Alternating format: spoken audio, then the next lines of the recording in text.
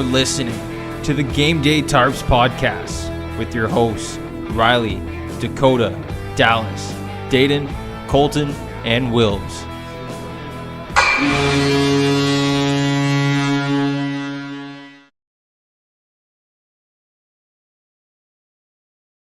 How's it going, everyone? Welcome to a very special edition of the Gameday Tarps episode. Obviously, this is not your normal intro voice. I am Colton Davies from Daily Faceoff and Kamloops Blazer Hockey Club. Today, we are welcoming a very special guest and a colleague of mine, from Stephen Ellis from Daily Faceoff. Stephen, of course, is an associate editor as well as our prospect analyst. So, Stephen, let's start it off. Let's go back to when you were a kid. What was your favorite OHL team growing up? Oh, well, Great question. That's a thing. I when I grew up, I didn't care in the slightest about junior hockey, which is funny considering that kind of became my job eventually. But I was like, these guys stink. Like, these guys are like, who cares? But there was a guy who, I'm not going to say his name because it'll give away an identity of an OHL player. But there was this kid I went to school with who I did not like at all. But when I saw his cousin played in the OHL, I thought that was so cool. And he played for the the Ice Dogs and eventually became the Mississauga Majors. And actually, I just recently found one of this player's game-worn jerseys at a thrift store for $5, and it fits over my goalie pad, so it's our goalie chest protector. So it's awesome. So I have that now. So I'd say the closest would probably be the Ice Dog / Majors combination. But like, I grew up really watching the Hamilton Bulldogs when they were an AHL team. Not as much when they became an OHL team. Can I just jump in there one second? Because you just noted that you didn't really like watching the OHL because they weren't very good. So I want to flip that and be like, what makes you watch? Colton has showed us you watch a ton of small leagues. What made you kind of decide now your passion is like watching these honestly no-name leagues, no-name tournaments, and reporting on them? What's going on with that? Yeah, like for context, like July 5th this past year, when most people were enjoying the summer, I went and spent a day to watch Greece play Jamaica and then Puerto Rico play Lebanon. And in the Greece-Jamaica game, I like bringing that one up because you think of those teams and you wouldn't think of high-level hockey, but then you look at the rosters and there's Giovanni Smith, who currently is a Colorado Avalanche player, lots of years in the NHL. There was George Figueres, a current Dallas Stars prospect, maybe a guy who could play some games in the AHL, we'll see. And then a couple other guys who play like NCAA, ECHL type thing. So the hockey was pretty good. And then there was like 100-something penalty minutes in the game. One guy got kicked out for making fun of the referee's mustache, like normal things like that. So eventually I started work. Well, like that's like the international side. That's how obscure I'll get. On my own wedding day, I was watching Team Pakistan play hockey versus I forget which obscure country they were playing against. Dedicated. Like, yeah, it was like basically I started working for the Oakville Blades junior A team in high school, and that's kind of how the prospect side of thing came. But I had a love for writing about hockey, and I remember watching the World Championship and thinking like, oh, this is awesome, like a ton of international countries. And then it was like, okay, well, let's see like what other teams are playing. And I would just go into these obscure places. Like I probably was the only person watching the live stream of Saudi Arabia's first hockey game. And I've watched like pretty much any country that you could think of. I've probably watched them play hockey, and it became just a love for like, oh, this is cool. Like these people just enjoy the game like we do. And it might not be at the same level, but they care about the sport, and that type of care at those lower levels really matters. And you look at like the Four Nations Face-Off and how like everyone's talking about how big the Americans have kind of come. It's like you're going to see at the next Olympics that beating a team like Italy is not going to be as easy as it was in 06. Beating a team like any of these teams that are just barely there, like it's not going to be a walk in the park. And when you start combining the love of international hockey, well, then you see there's a lot of junior hockey programs where the whole goal is to make the World Juniors or the U18s, U17s, things like that. And it kind of just snowballs from there. So it eventually became just a love for the sport. Then it became a stupid obsession. And then it became a challenge of how random of a hockey game can I find? And so awesome. Right now that's the Turkish League Championships.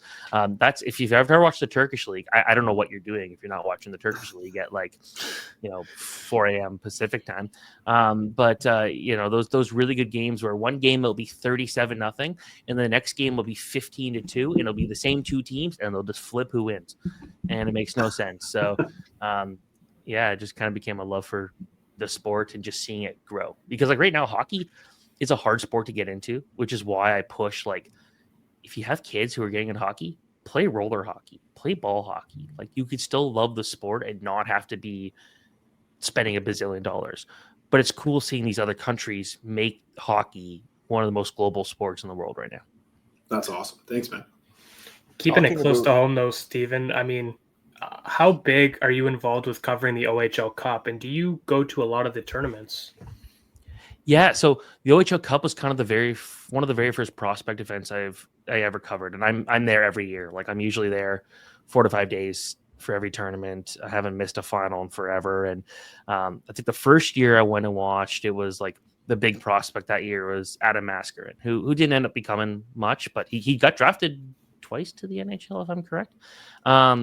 Didn't end up working out, but was a skilled player. Then you're going out there, and I remember I heard about this guy named Connor McDavid and saw him play when he was in that age group, and kind of just grew from there. So the OHL Cup is an event that like I always talk about online as like this is the event you want to see because it's the future stars very early, but it's the last time these guys play at that U16 level and get to show off like it means a lot for some of them. They've been playing together as a group for 8, 9, 10 years, and then going out there winning the championship is incredible. And you look at the names that we've seen in recent years, like Michael Misa, Malcolm Spence, Shane Wright, Brant Clark, like some really high-end pieces there, and it's awesome. So yeah, like I watch that. I don't follow the OHL draft as much as I used to, but I still go to things like the Whippy Silver Stick and still try to make it out as many games as possible. This year, Don Mills Flyers, if you get a chance to watch those guys, they're pretty good.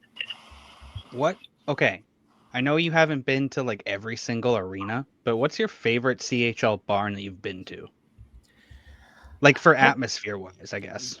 Yeah, like it's got to be London. I think London's one where like it's treated like a professional hockey rink, and you look around, it's big, it's always filled. People there love their junior hockey. Like the thing about London is a very like university party town, Western University there. But the other thing they love is the London Knights, and that wasn't always the case. There was a time when they were playing in that empty arena, and they were terrible, and they had some weird looking jerseys, and then you see the kind of the powerhouse they've become. Like people there take a lot of pride in the London Knights. So I like that.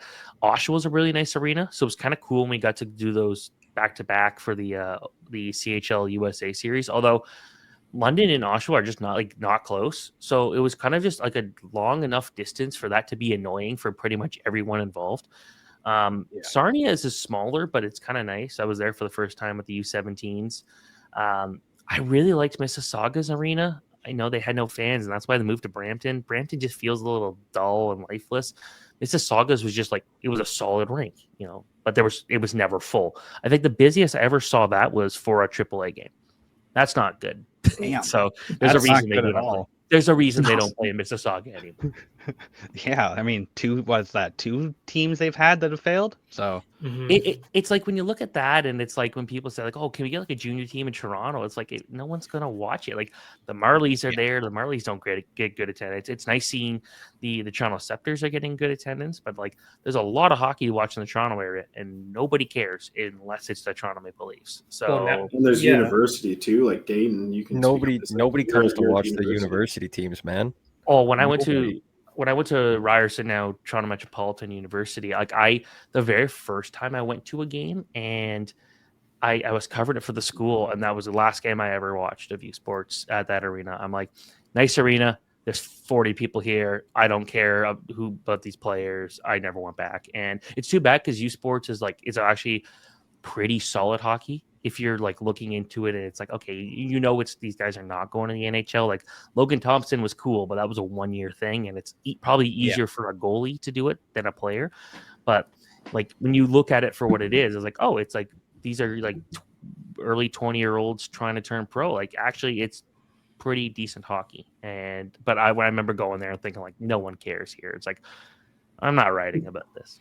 Yeah, the CAA Center in Brampton's like averaging like 200 fans less than what they were doing in Mississauga, right? It's like that whole like GTA area is just really not bringing in droves of fans for the OHL, right? And now you're seeing it third time's a charm for Brampton having a hockey team. Like, do we really think that this is going to work this time? Or like, could we maybe see a new market venture of like a new city take on an OHL franchise? Or do you really think that maybe the league's just too watered down and we're already at a perfect number of teams? Well, there's definitely going to be expansion, but it won't be in Ontario. It'll be most likely in Michigan. There's some nice markets that would make sense in New York. Like, what about Buffalo? What about Rochester? But they actually just don't have the rinks to make it work. Like, Buffalo's got that second rink that I actually really like, the Harbor Center, but it's not. It fits like 100 or 1,500 people, and while that'd be good for a Steelheads game, that's not really good for an OHL team, and so we won't see that happen. But I think with Brampton, at least the city's covering the cost. They're basically giving that lease to the arena for free, which kind of helps out. But I've got my wild theory is we will see Hockey Mississauga again, but it'll be the Toronto Maple Leafs putting their ECHL team there. Cincinnati's not too far, but it's a good arena, very close. If the Leafs are able, like, NHL teams don't really fund too much of the ECHL teams, like those are typically privately owned. But like I believe it's the Trois-Rivières Lions and the Greenville Swamp Rabbits are owned by the same group, and they own a NASCAR team too. So like it'd be cool if that was the case, because then Toronto has all three of their NHL, AHL, and ECHL teams all close together. But at the same time, you look at the ECHL. Bobby McMahon was a great find for the Toronto Maple Leafs, but realistically, like, how much money would the Leafs want to put in on a third-tier team when not many of those players end up becoming anything? So I don't know. Like, That's what I would love to see, because it feels like that arena is too nice to be used for just lacrosse and basketball at this point. I guess my question to you, Steven, I first kind of discovered you on Twitter about a couple of years ago. And the one thing I noticed, especially through watching the World Juniors and stuff, is your stick figure drawings. What really came about there, and how did that come through? So I used to post like video highlight clips of goals, and I think it was the 2019 World Junior specifically, where it was who's that Canucks guy that scored a lacrosse goal in that tournament? John Blank. Was it Hoglander? I think Hoglander. Yeah. So he scores, like, it becomes like a big deal. Lacrosse goal at the World Juniors. Like, oh wow, that's awesome. And then my video got taken down, and every other video I had was also removed off my Twitter account. I'm like, oh, this is cool. I check, there is multiple DMCA complaints, and fine, the rights holders they own the footage, but considering that never seemed to be an issue before, that was a little odd. Just sharing clips of the goals. But then I saw when you get a DMCA complaint, you actually get to see what's being said, and the broadcaster of the tournament was basically saying, like, this guy should have his Twitter account removed, like he's stealing our content. I'm like, whoa, hold on. Well, first off, the guy who was handing that out was my former roommate. And considering we were like on good terms, that was really annoying to find out. So at a protest, I'm like, I'm just going to draw the goal, put it on Twitter. And it did look really well, like great numbers. People thought it was hilarious, because at that point, everyone's Twitter accounts were getting attacked on DMCA complaints. And it's like, oh, okay. So I would just share the video goal highlights and stuff like that. And people kind of really drew into it. And then like I've been invited by NHL teams to come and draw at their games. You see, like, preseason in particular, you might see some NHL teams do that when they don't have broadcasts going on. And whenever some other team is like, oh, we have a video issue, they draw it. Like a couple of WHL teams have done this kind of the same thing, where they've tried to copy that, and that's cool. So it just became fun, and doing it again for the Four Nations Faceoff. It's just like, here's the humorous take of this play that just happened, and I almost quit it a few times, but then I quit it for one World Juniors, and people are like, where to go? Come back. And I'm like, okay, I guess we'll do it again. And people like it, so why not? It's just for fun. Yeah, it's awesome. That's awesome. My favorite tournament is the Memorial Cup. I'm a diehard CHL fan. Steven, I've been to a couple Memorial Cups myself. Back home, my hometown of Windsor, Ontario. We hosted back in 2017. What a stacked tournament that was. We saw the Q champs, St. John Sea Dogs, led by Thomas Chabot, the T-Birds out west with Matthew Barzell, and the Erie Otters that was stacked with Dylan Strome, Alex DeBrincat, and all those guys. Like, oh, even Taylor Radish. Like, it was unreal. And then the host being, Luke Boca, Purbu, and then we also had Mikhail Sergachev. the rest is history on that one. So basically, like, what was your favorite Memorial Cup tournament that you have either witnessed in person or have watched televised?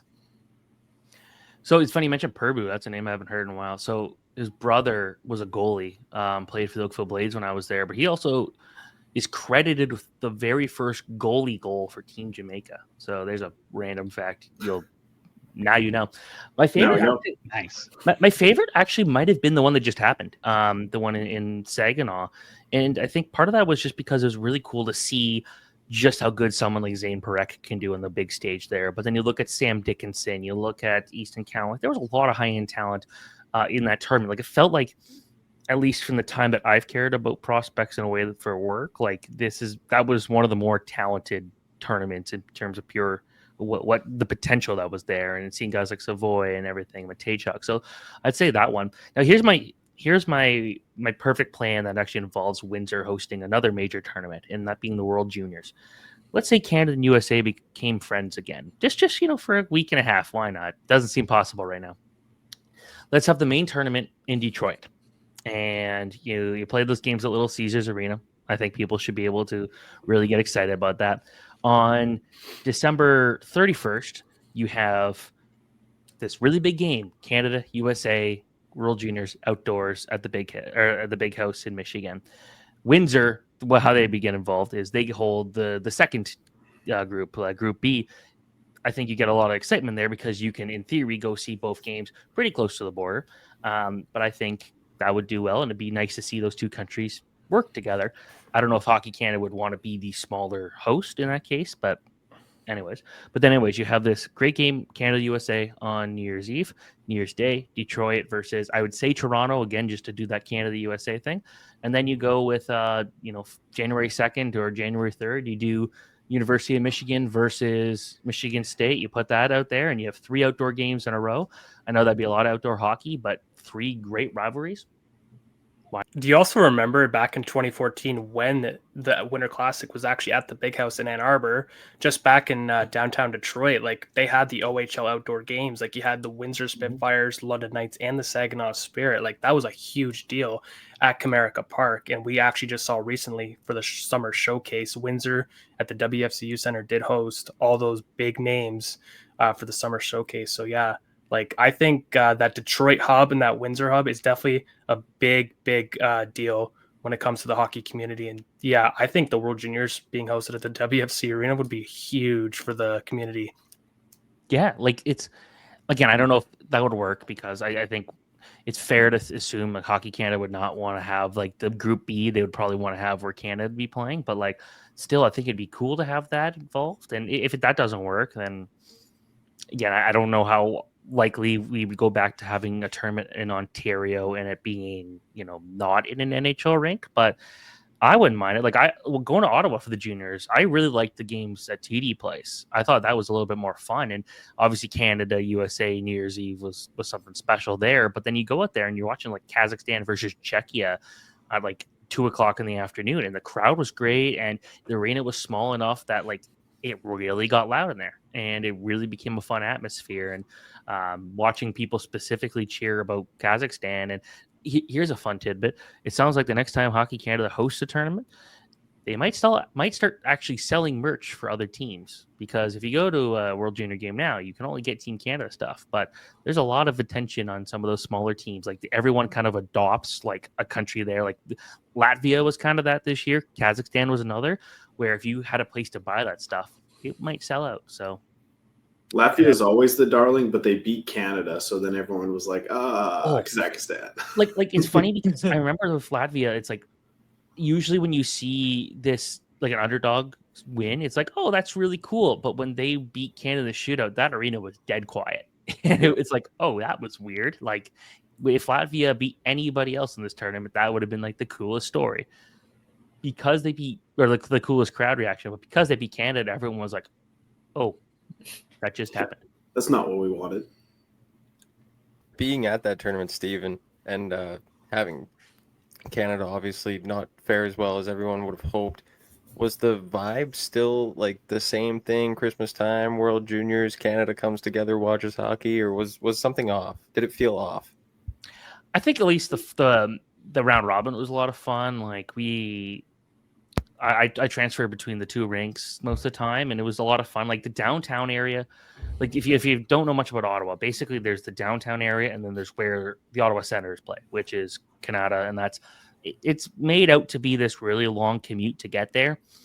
From downtown, it's 25 minutes, and it barely had any traffic at any point. The worst part is there's like only like 2 roads out of the arena, so leaving the rink is difficult. But for the most part, it's not too bad.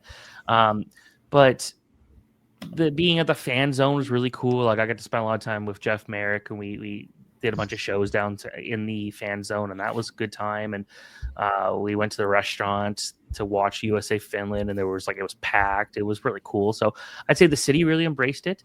Not as much as like when you look at Halifax a couple of years ago, like that was pretty special. Just seeing what that crowd was like, but still like pretty solid crowds across the board. Both rinks, I think they seem pretty happy with it.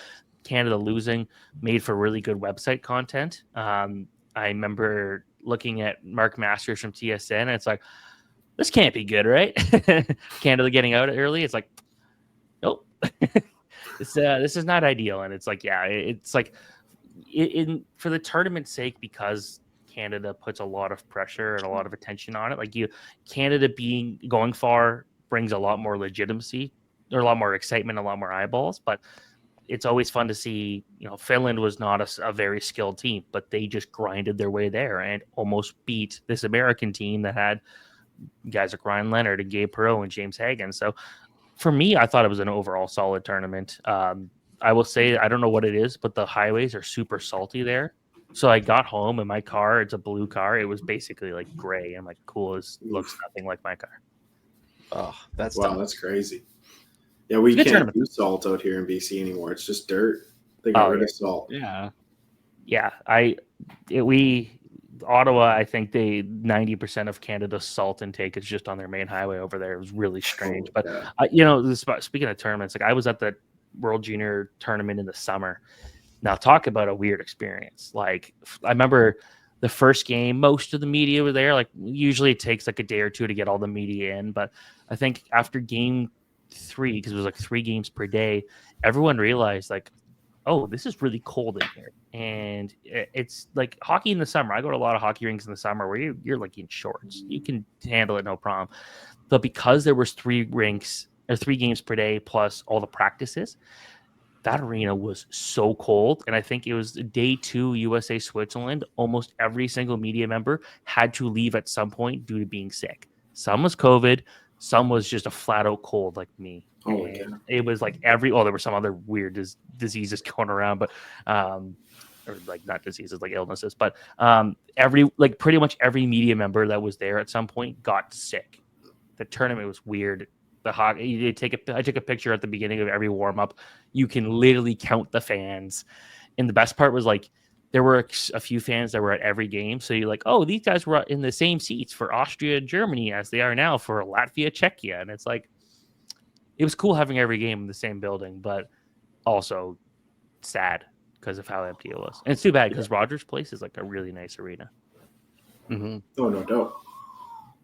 Speaking of tournaments, let's talk about the Memorial Cup this year. What are your predictions? You got some, like, who do you think's going to win out of the WHL and OHL? And obviously that second team other than Rimouski. Oh, I thought we were going to be talking about when you were starting tournaments. I really thought you were going to go right and talk about the Asian Winter Games, the tournament that everyone's been talking about. We can do that if you want. What was your highlight from the Asian Winter Games? Well, there's this thing called the Super Bowl. I don't know if you guys heard of that before. Pretty small events. But I didn't care in the slightest about watching football. So I watched Macau versus who were they playing? I don't even remember. But Macau versus Bahrain. It was the battle for 13th place. It was great. I watched every minute of it. Bahrain has this guy number 99 who played on a line of 69. I'm like, that's great. I love seeing that. And yeah, that was a good time. That tournament was hilarious because every score you look at it, it was like stupid and like 34-0. I remember someone's like, "Oh, India lost 30-0." I'm like, "Yeah, it's like actually the closest game of the day." And so if you ever get a chance to watch the Asian Winter Games, but anyways, to go back to what the real question was, Everett is so much fun to watch, right? But Mhm. I don't know if I'd want to mess with Spokane with the Chiefs right now. Like Berkeley Catton and Andrew Cristal right now being on the same team, like that's insane how good they are. And then you look at like some of the older guys, like Van Olm's really good there. Frampton, very good playmaker, things like that. And I even think like Nathan Mays is a pretty decent guy who doesn't get enough credit because he doesn't get a lot of points. But the fact that Cristal goes over there and he might finish like third in team scoring despite probably playing like 25 games with the team by the end of the regular season. Like that's wild to me. So I'm looking at them and saying like that's pretty exciting. The one team that I really thought was going to make a bigger push at the trade deadline but didn't in the OHL was the Brampton Steelheads. And to go back to them, and that's a team that went and traded Barson Leaders and got a ton of assets, a lot of draft picks, and then didn't really use them much. But it felt like a team that you look at Jack Ivankovic, a very good goalie, and he doesn't get enough support there. You look at the stats, like they're nothing special, but it's like, yeah, but if he didn't play like peak Henrik Lundqvist every night, like that team would lose so many more games. But he's going out there and basically having to stand on his head. So I still think the Steelheads are a team that you just can't ignore because if Porter Martone and Carson Rakoff get going, like they're hard to beat. And Ivan Kovic, I think, is one of the best young goalie prospects in quite a long time. But yeah, it's kind of wide open there. Well, we got a resident London Knights fan here with Wilbs. So why don't you talk some London Knights with Steven, ask him some questions. So I want to know what your thoughts are on the Western Conference. If you think the Knights are the heavy favorites to win it in the Western Conference to get to the OHL Finals and try and book their ticket to the Memorial Cup, or do you think there might be that one team? I know you're pointing, Dally. I know you're pointing at your Windsor Spitfires. Do you think that there might be a team that might be able to knock off the Knights? Because, upsets happen all the time, and who knows what can happen with this Knights team. I don't think this Knights team is better than last year's, but I want to hear what your takes are and if you think, the Knights have a very good shot at, repeating and going to the Mem Cup. I do, and it's funny because you look at Easton Cowan and you look at the numbers this year. Nothing mind blowing. He's not going to come close to what he did last year, but he's still really good. And yeah, not a great World Junior tournament, but still putting up a very solid season there. Like the loss of Cam Allen's not going to help them. I think that's definitely a big blow there. But Denver Barkey's still really good, like outstanding penalty killer. That alone's probably going to get him to the NHL. Sam Dickinson. Not a great World Juniors, doesn't seem to matter. Like he's going to put up very good numbers by the end of the season here. Sam O'Reilly's been a really nice, really big piece the last couple of years. But then you look at William Nickel and the season he's having, or the mid-season addition of Blake Montgomery. So that's a London team that I think is looking in really good shape. Their goaltending's really good. Like shout out to Austin Elliott. He's been around for a while. Like I thought he was like 26 years old. I remember watching him at the Leafs. Rookie camp a couple years ago. I'm like, oh yeah, he's a goalie. Also having Logan Howery there, I think, is a really big piece there. And I know he's been kind of going up and down between them and the St. Thomas Stars, but I think he's a guy that brings the energy. And if they do bring him up for that playoff run, I think would be pretty interesting. But then you go and look at Windsor, and you mentioned the OHL Cup earlier, and Ethan Belchitz was this just pure monster guy last year, just like absolutely annihilated everybody. Oakville guy, just like me, played for the Oakville Rangers. I did not, but he's from Oakville, so got to cheer for him there. And he's every year you see a big player and you wonder, like, is everyone going to catch up to him physically? But with Belchitz, he's just like kind of nuts. He kind of wants to go out there and kill everybody, and he brings. Yeah, he's going to be the best available power forward in the 26 draft. Like. Definitely, in my opinion, my most humblest opinion, definitely a top 5 player right now for next year's NHL draft. And it feels like he's a bit more mature and a bit more like he's not taking stupid penalties like he did sometimes at the AAA level. So that's good. Liam Greentree should have been on Canada's World Junior radar, not even being invited to camp. Yep. That's tough. Yeah, that's the way it's scoring right now. Yeah. Even so many missing pieces. Even Nick Lardis, who's almost at the 60 goal plateau right now, and you had him. I saw your list on the top 5 NHL prospects right now, Steven, of your OHL guys for the NHL prospects, and you had Nick Lardis on that list. So and he's been phenomenal this year. Yeah, Lardis has been great. Like, he is prone to making some weird mistakes. He's another Oakville guy. Shout out Oakville. But yeah, the guy always got to do it.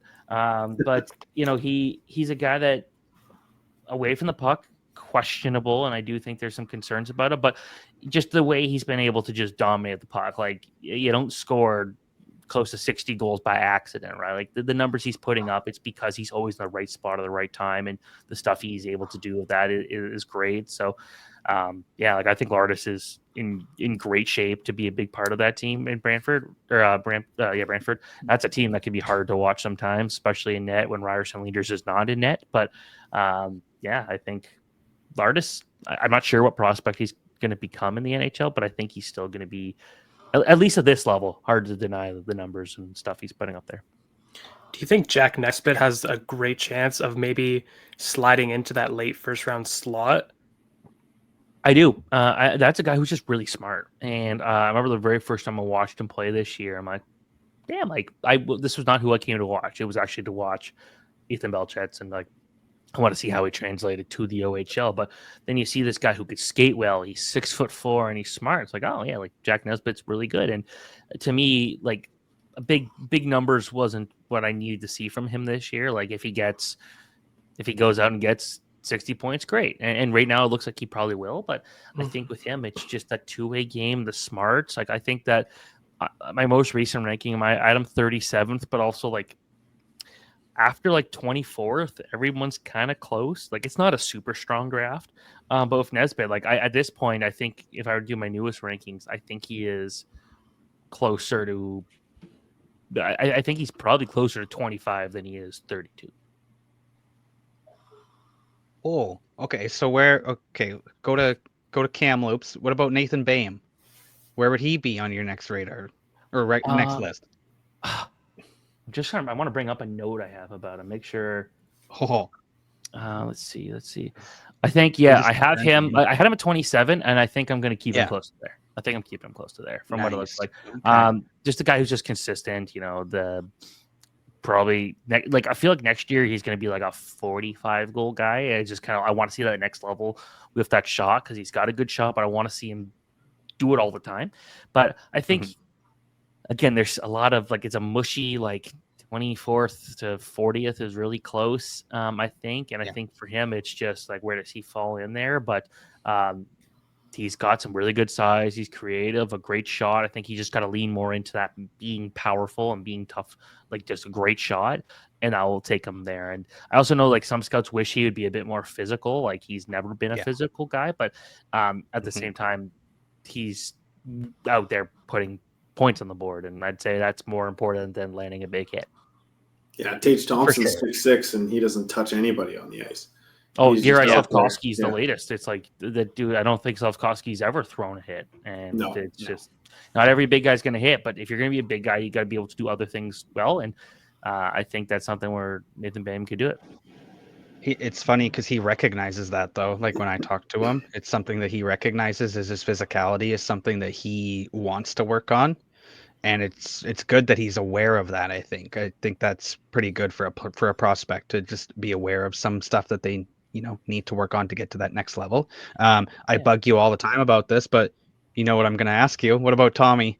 What about Lafreniere? Oh man, it's funny. Like, if anyone, I'd have to ask you. But that's the thing. Yeah, that's fair. I'm still kind of in the early days of watching him, but I think the one thing that stands out is that's a guy who wants to win every puck battle, and he's not big, and that's why he's probably a mid-round pick at this point. But he's very competitive, very good numbers this year. Like, this is his first year in the WHL, and it hasn't seemed to he's not putting up Tarek Parasak numbers like when he just kind of came out of nowhere last year. But with Tommy here, I think it's a guy that just he's smart. He gets to those areas. He brings that energy, and he's difficult to play against. So I think he's more of a project player, but one that I know scouts are looking at, and you're definitely looking at him too.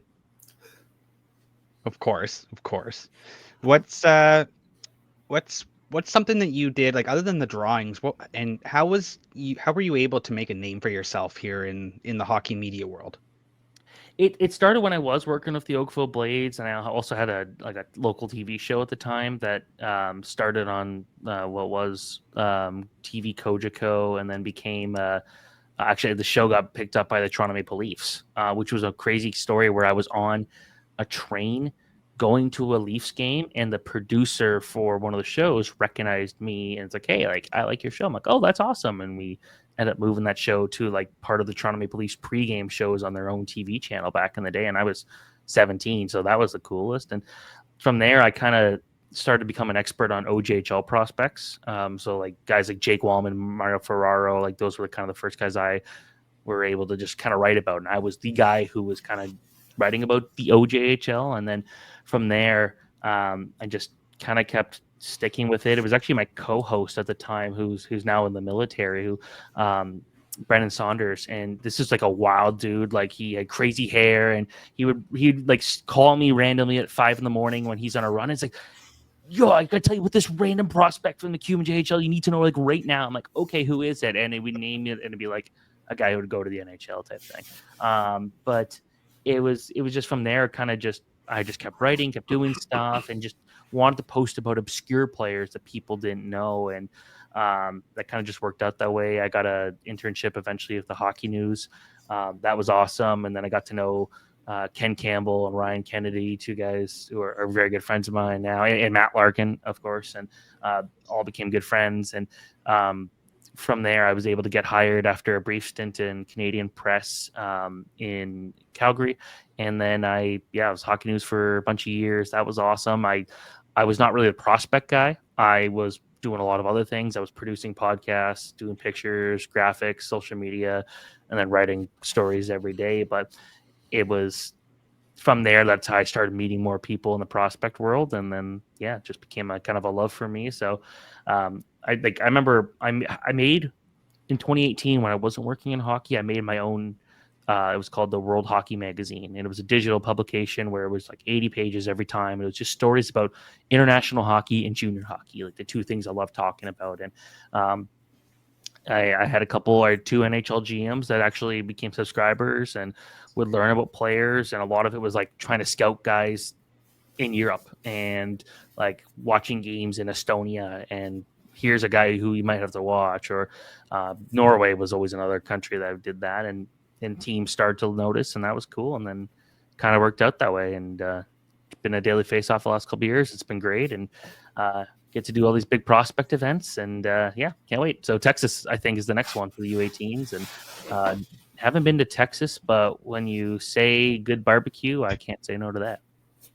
Oh, I'll say this. I'll say this. Like, if you want like the thing about being a hockey media is the travel can suck a lot, but you find some fun restaurants. And my favorite actually is the two favorite places are in Plymouth, which actually I guess like you could probably say anywhere in Michigan, but it's Culver's, which to me is the best American burger chain. And if you guys like Detroit style pizza, it's Jets Pizza. Jets Pizza is awesome. Oh, there's also others like Buddies and a bunch of other ones, but you can't go wrong with Detroit style pizza. But St. Louis, I'll kind of translate this into two quick stories. One, St. Louis, the food's great there. Burnt ends, if you get that's great. On this one trip to St. Louis for the the NHL All-Star game, I got to meet my all-time favorite band, which was Green Day, and that was super cool. Sick. I got to see them do they did a little private show. It was awesome, and then they performed during the intermission, and I got to talk to them beforehand. It's like that's like literally my favorite band. Like it's the reason I have red straps on my guitars to match what Billy Joe Armstrong did and things like that. But on the way out of there, out of St. Louis, I'm just on the super high of meeting Green Day. We get into our Uber, and our Uber driver, literally the first words after "Hi, how are you doing?" are like, "Do you want to see all my lawsuits?" Huh? And shows us her binder of lawsuits from her and the school she worked at, because she reported all this crime that was going on, and how she said something like 25 of her students in 5 or 10 years had been murdered. And it's goodness. What is this story? What is that? Shows us her gun and shows us all again, papers and explains everything about all these dead students. I was like, what? Missouri. Would introduce yourself. Holy. It's like, Jeez. Yeah. And I remember getting out of there. I'm like, how did that thing? I'm like, it just there was 3 of us, and we all just looked at each other like, I don't know, man. I don't know what to say. So the food, anyways, the whole point about that was the food was really good in St. Louis. I know that was a bunch of tangents. That's awesome. The food was great in St. Louis, and that's typically what you're looking for when you go on these trips, is find the cool food places. Honestly, Steven, if you like Detroit-style pizza, next time you're passing through and you happen to go through Windsor, you definitely got to try Windsor pizza. It's definitely rated. A lot of people know throughout the country, like it's one of the top-rated pizza joints. In Canada, Windsor's got it all, like Armando's, Windsor Pizza. There's a lot of great spots there. You'll never go wrong. When I get stuck, like when I look at the border, I'm like, oh, the border sucks right now. I've looked around, so I know. You got your backup plans. Yeah, exactly. That's good. Going back a bit, when you kind of threw it off to like the Asian championships there that you were talking about, I kind of want to correlate that to you, like, and again, when you mentioned about the Super Bowl, like on your X account, like you have the funniest quips when big games are going on. Even I think the Canada-US game, you posted something during that, didn't you? And it was like, this is good, but like something about another league. Like, you did, what kind of comes to your mind when you're just thinking of those hilarious quips that you throw out there on X and stuff like that? I just want to have fun with it. Like, it's all just to have fun. And like, hockey's a fun sport. We don't need to take it super seriously all the time. Like, let's go out there and just be happy to be talking about hockey, right? And it's when a lot of people, specifically the Four Nations Faceoff, went into this tournament thinking like, oh, this is going to be fun. Like, who cares? It's a glorified all-star game. And it's like, that was a stupid mentality from the start. And for me, it's like, you could find good hockey anywhere. Like the OHL Cup, like a good majority of those players are never going to go anywhere. But it's a bunch of kids playing their hearts out with their best friends. And it makes for some pretty entertaining hockey that way. And you can find good hockey anywhere if you're able to not be like, oh, it's not Connor McDavid, oh, it's not Sidney Crosby, who cares? Like, people are really hard on the World Championship, and people say, oh, it's just like, it's not the best on best. And yeah, it's true. It's not best on best for like Canada and USA and sometimes like Sweden and Finland, but every other country's putting the best they have out there. And it matters so much to be in those tournaments. And there's things like that where it's just like, there's so many fun storylines, so many good levels of hockey that if you're willing to give it a chance, it's going to be good. And so for me, yeah, like I look at that and say, like, just have fun with it, watch hockey, and you never know. Maybe people will. It's funny.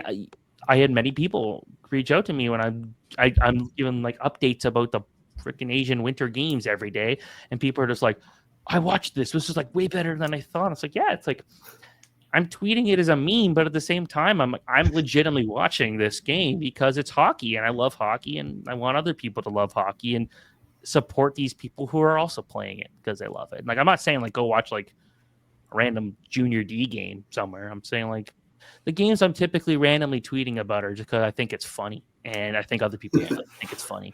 And well, that's how you grow the game, right? The more exposure, the better. Yeah, it's like there was one game where it was like a 52-0 game I'm watching in the Turkish league, and the one goal, it was a penalty shot, and the goalie just skates away. He's like, I don't want to let another goal in. And I tweet about this, and the commissioner of the league's like, you don't tweet about us when there's a high point. And I'm like, there's a high point in the Turkish hockey league. It's 53-0. Like I followed when I was at the U18s. I got stuck briefly in Iceland, and I saw volcanoes there, which, by the way, Iceland plays hockey on the top of volcanoes. And another fun fact about Iceland, you might remember them in the Mighty Ducks 2 movie. At that time, Iceland had never played hockey. Most of Iceland's hockey players on their initial team learned how to play hockey and learned about the sport from watching Mighty Ducks 2. So that's cool. Trinidad and Tobago never really figured it out, but Iceland literally used that movie to learn how to play hockey. And like, see, that's cool, right? But anyways, I get stuck in the airport in Denmark waiting for my next flight because someone had a heart attack, which is why we had to go stop in Iceland, and then my flight got delayed and blah blah blah. Lots of scouts on that one. So I get to the airport in Denmark. I'm like, what's there to do? And I watched Thailand versus Kuwait, and I think the score was like 58-0 or something like that. And for me, as a hockey international sicko dude, I remember when Thailand lost like 92-0 to South Korea in 1998. Now, I did not watch the game when I was 2 years old, but it was a game that happened. So I start following Kuwait during this Asia Oceanic tournament, and they were losing like every game, like 30-0, 40-0. In this one game, they're losing 17-0 in the first period. You see the coach call the players over. They get off the ice. They just forfeit the game. But then they still had technically one more game to play. But the team they had to play got disqualified for having an illegal player. So they technically won a game despite not even being at the tournament anymore. They had already flown home, and they somehow still managed to win a game. This all happened a week after Kuwait's men's team played in the Division 4 World Championship, the lowest of the low, worst hockey you could possibly play. And there's this guy, number 69. Again, it's great when guys use these numbers. And there's a scrum, like there's like 100-something penalty minutes already in this game. Like the Division 4 games, like these guys are like at the Asia Winter Games, there was like a fight in the parking lot after one of the games. Like there was like nuts stuff going on, Turkmenistan versus Hong Kong. But yeah, exactly. But then you watch this Kuwait guy, and number 69, he gets off the bench, gets so mad, skates over to a guy in the middle of a scrum and sucker punches him. Gets into this major brawl. This one guy alone gets like 80 penalty minutes. I tweet about this online. The player finds the tweet and starts like talking about like how cool it was that he was part of this big hockey fight that was getting all this attention, because this tweet got like 100,000 views or something. And he starts responding to everybody. He's like, I'll sign like an autograph for you. It's like, this is great. Random dude highlight of his life. Come out like a celebrity because he got into a fight, got kicked out of the game, kicked off the team, everything like that. But like, here he is. He's like, I'm a hero. He had his 1 minute of fame. Yeah. So there was a tournament, again, to go really far back, 2014, a tournament in Mexico where literally the roof was falling apart in the middle of the game. This was Canada, like a very low level team Canada, but Hockey Canada supported. Like Marie-Philippe Poulin's brother was in this game, some other like ECHL guys. But they're playing against like Mexico and Colombia and Brazil and Argentina, where like some of these teams literally had never played ice hockey before their first game of the tournament. Like had never been on the ice. So it was like every game was like terrible. But then there was this one Brazilian commentator who like was streaming it on his phone. Like I'm literally like this. And he records a goal. He gets a goal. He's losing his mind. He's going nuts. And then I post that clip on Twitter.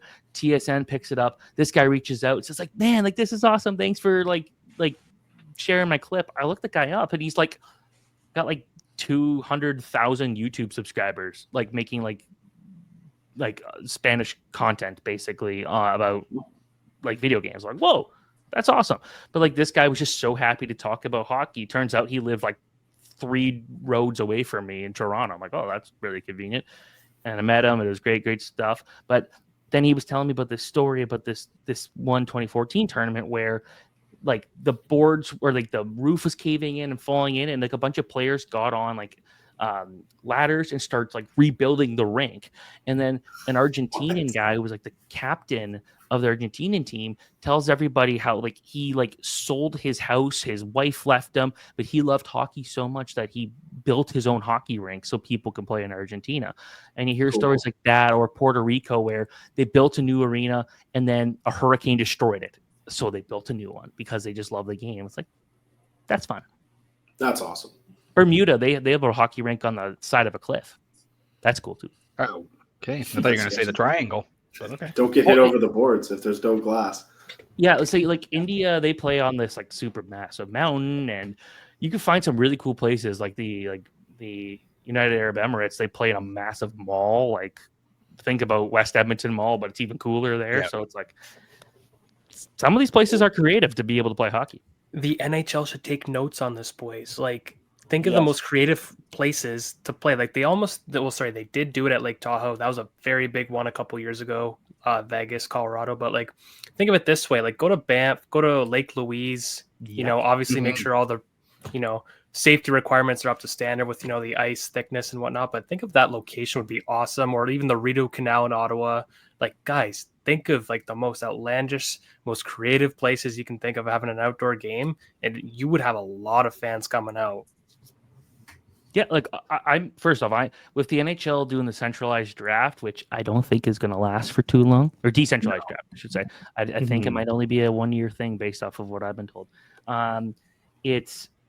I wanted them to do something cool. Like going to a theater in LA is not cool. Let's do it in Banff. let's go do it. Jasper would have been great before that caught on fire. Like, hell, dude, it's like, go somewhere fun in BC. Like, there's so many cool places. Kamloops. Yeah, well, I don't think they're going to. Sorry, sir. But it's like they could do all these cool things, and we could do these cool games. It's like, if you've ever played NHL Hits 03 specifically, the one with like the aliens and the stuff, I was playing that earlier today. I was playing that earlier today on my Steam Deck, where there's like updated rosters. Like you could play as like Utah versus like St. Louis and stuff like that. That's sick. It's great. But like you see those cool locations, like the moon and underwater and like a ship. It's like, let's do that. Let's go play the NHL on the moon. Okay, maybe not that. Like, but let's go play some really cool locations. Like. I don't know. I'm sick of these outdoor games in baseball stadiums. Let's go somewhere cool. I agree. Agreed. I agree. Well, Steven, we've kept you for like 50 minutes. Thank you very much for doing this. Well, we could probably keep talking for hours about all these little international stories and everything. But on the way out here, let's quickly go over who you think is, as of right now, going to be in your top 5 heading into the draft, of course. Obviously, like, do you think, I think your top 5, I've seen your top 5 obviously, but do you think there's going to be like a shock, like a Bennett Seneca type shock or anything like that that's going to kind of come in the draft? No, not. I like, my big thing was I have Kashawn Aitchison in my top 10, and pretty much nobody does, but I'm sticking to that one. I think, he's a beauty. Absolutely. I think Aitchison is not getting enough attention. If you're a defenseman, you want to be hard to play against. He's probably the toughest guy to play against in the entire OHL. I'd say for me, like, you can take it so many different ways. Schaefer is my number 1. That's what most scouts I've talked to still have as their number 1.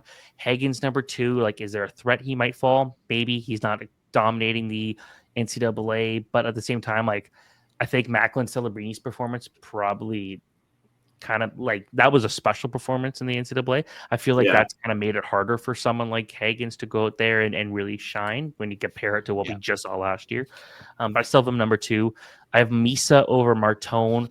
I like them both very close. The big thing is, if I had to put one of those 2 guys out there to go win a game right now, it's Michael Misa, because of his shot and the way he just gets to the net. Martone's really good. And then I feel pretty confident in Eklund number 5. But Anton Frundell's coming back. Frundell's looking really good right now in the Allsvenskan. Yep. I know a lot of Swedish people were putting it, saying Eklund's the better prospect. It's getting close. And I think Frundell has put himself back in that conversation, which I didn't think was going to happen because of his injury issues. Do you think this is one of the deepest drafts in the last decade, would you say, Steven? No, I would say quite the opposite, actually. This is a draft where, like, Corey Promden put out his most recent list, and he made it a top 24 because he didn't feel confident putting together 32 first-round talents. And I'd say I'd say last year's was deeper. The thing about it is the high-end talent is definitely better. I think like a top 5 this year will be better than last year's top 5. But there's not a lot of guys that are going to be impact NHLers, I think. And the good thing with this draft, some pretty solid goaltending. Mm-hmm. But yeah, it's kind of like, I don't know. It's not. I'm already excited for 2026. Who do you have? Do you have Ravensburgen or do you have Ivan Kovic? What's your thoughts on those 2? Ravensburgen, I think Ivan Kovic's the more talented goaltender, but Ravensburgen's the guy that every quality you want in a goalie. Polished. And when he gets hot, he gets hot. So he's the guy. Yeah. I think he's going to go first round. Some good Russian goalies out there to watch. Kind of when in doubt at this point, just draft a Russian goalie. Yeah, exactly. They seem to hit. That's kind of just what seems to be the consensus now, and some decent guys over in Sweden and things like that. But Ivan Kovic's going to drop, and he's going to drop for the same reasons Dustin Wolf dropped. And some team's going to be happy. The thing about Ivan Kovic's dad, his dad was a goalie, 6'4". Could he become so he could grow? He's only 18. Yeah, true, but we don't see a ton of guys have these big growth spurts. That's the thing. I think we were all kind of hoping he would grow a little bit in the last 2 years, and I don't think he has. So that's a little concerning. I don't know. My brother, he was 5'9" at like 18, and he's 6'2" now. He's taller than me, and he's like 23. So like sometimes they just hit that late hit. And as a goalie, he's not going to play in the NHL till 25 anyways. So if he hits that spurt in his early 20s, like he should be fine. like Dustin Wolf, I think I had him at like number 34 in my draft rankings that year, and Damn. I kept tweeting if you look back far enough on Twitter, every round I was basically like, "Hey, someone should draft Dustin Wolf." Calgary was smart, but they also were not smart many other times in advance and before that. But I think they'd rather have him as a 7th rounder, anyways. Because ask Dakota about that. Flames fan on the pod here. He knows all about their failed draft picks.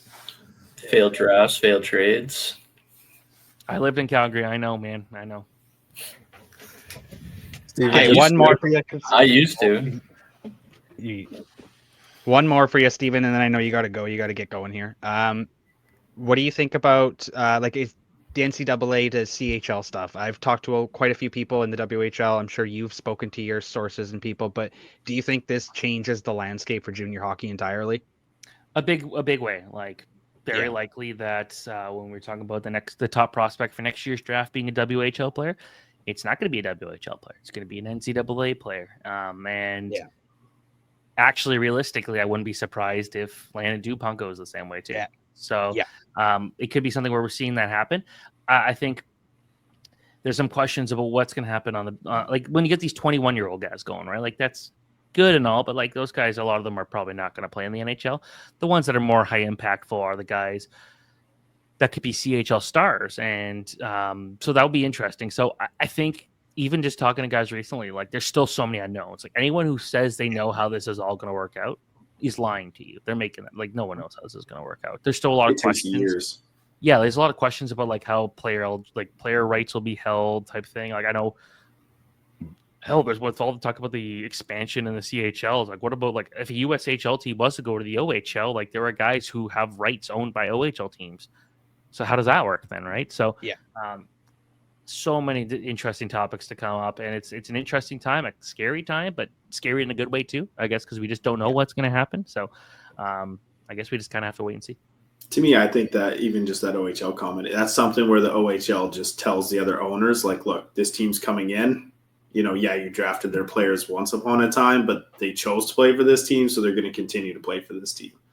Yeah, right? I feel like there might be some like draft picks, like free draft picks given to those teams, but because they pick those teams under the assumption that they would not be able to play in the OHL and then go to the NCAA, but now they could. It's like, oh well, like in a lot of cases, those guys would have benefited from going to the OHL or CHL and things like that. Fair. So I think the one league will be interesting is how will the QMJHL really play out here, because they lose a lot of good talent out of like the Boston area and guys that like they end up going to play at the NTDP or USHL. Like, could this finally make the Q a bit more interesting to watch from a prospect angle? Because I know a lot of people out there will be like, oh, like we're always good at the Memorial Cup. It's like, yeah, because you guys have like the oldest team in the tournament. Like, most of those guys don't go anywhere. It's sad but true. Like, I want to see like the impact guys. Like when I watch CHL, it's more to see who the future stars are, right? Like not necessarily who's going to win like a Guelph versus Sudbury game, which you saw last night. Nobody wanted to win that game, but like 9-8 or whatever it was, and but yeah, it's kind of just like. It's going to be wide open. It's going to be crazy, and I'm looking forward to it. Like, so because you can only have 3 import players from the United States. Like, do you think they're going to change that to a higher number, like 7 or 8? I don't know if anyone knows. I don't know. Like, I think I think you want to still be able to protect those local guys. You want to be able to protect your Ontario guys and things like that. But that was like when it comes to recruiting American players before, it was trying to steal them away from the NCAA and steal them away from the program and things like that. Now it's like, doesn't matter. I think in 5 years, we're talking about the NTDP being an OHL team. So it'll be interesting to see if we truly expand or if we do see teams go away and replaced by American teams, which I don't think would be a popular thing, but might not be a bad thing either. Whatever can throw them. No, I was just going to say really quickly, there's already been 3 Q teams hire American scouts, and I think with the expansion to Newfoundland, it's very likely that we see the Lewiston Maniacs make a possible return here. Okay, why not? Awesome name, right? Like, great name. Yeah, better one of the jerseys. best logos ever. Like, the Q has had some fantastic logos and stuff. It's too bad that the player quality is not great. Like, it's like every year it's like which 5'8", 98-point guy is going to be great in the ECHL one day. Like that's kind of just what the queue has always been, and it sucks, but it's I don't know, it is what it is, I guess. That's Jordan Dumais in a nutshell right there. That's what I was gonna say, Jordan Dumais. I like him, but we'll see what happens when he's fully healthy in the AHL. Some do make it out like Yanni Gord, but it's very, very. There's a reason that people know who Yanni Gord is. It's not because he's a star player. It's because he's the exception to the rule. And exactly. That's the thing. Like when people say, "Oh, look at the small goalies," like Dustin Wolf's good or UC Saros is good. It's like, yeah, Dustin Wolf's 6 foot. He's not exactly like a shrimp, not big, but that's not a major difference from 6'1". But at the same time, you look at it, it's like there's a reason UC Saros is the only 5'11" goalie in the NHL. It's just harder.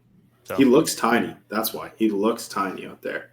I played a goalie last night hockey. He was 5'7", and it's like, well, that guy's not going to the NHL because he looks small. And everything went past him. Damn. Yeah, we beat them 11-3 last night. So there you go. And the best part was there was 2 scouts there. So look at you go. When I play my ball hockey games and people are like, oh, like our team will be good. It's like, oh, like what are you guys trying to impress the scouts? It's like we actually have 2 guys in our team that are scouts in the OHL. Like you never know. The joke actually is that we have them. Yes. That's awesome. That's awesome. Well, Steven, thank you again for coming on here. I know you got to get going. So we really appreciate you taking an hour out of your night to come and join this podcast. And we will definitely look forward to having you back on again and talk more about, Bahrain and Pakistan and those hockey teams. And we'll get some more stories out of you. But again, you can go read Steven Ellis's stuff over on dailyfaceoff.com. Check out all of his work. And then obviously over at you do stuff at the Leafs Nation still. I'm assuming so. So yeah, you can keep doing that. I should know this. I'm your colleague, but I figured. So that's about it for tonight's episode. We appreciate you guys listening, and we'll catch you on the next one.